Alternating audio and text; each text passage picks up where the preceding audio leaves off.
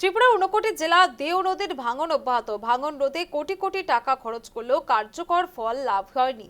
ফলে নতুন করে উদ্বেগ বাড়াচ্ছে দেও নদীর ভাঙন। ফলে আতঙ্কে দিন কাটাচ্ছেন নদী সংলগ্ন এলাকার বাসিন্দারা। বৃহস্পতিবার ভাঙন এলাকা পরিদর্শনে যান ঊনকোটির বন্যা নিয়ন্ত্রণ দপ্তরের এক্সিকিউটিভ ইঞ্জিনিয়ার রণজয় দেববর্মা।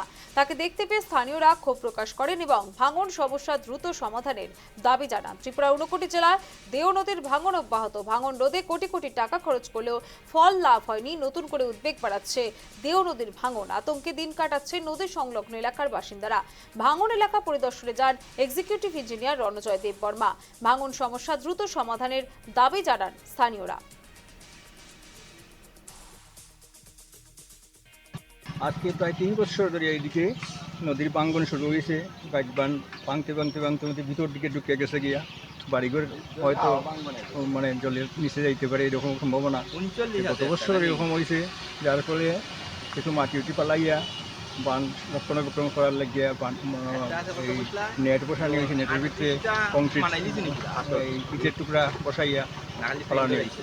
এই বছর গত ৩-৪ দিন আগে খুব জোর বৃষ্টি হয়েছে।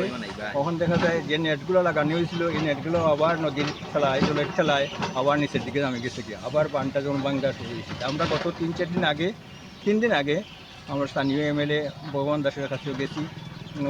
তার নিজে আমার সামনেই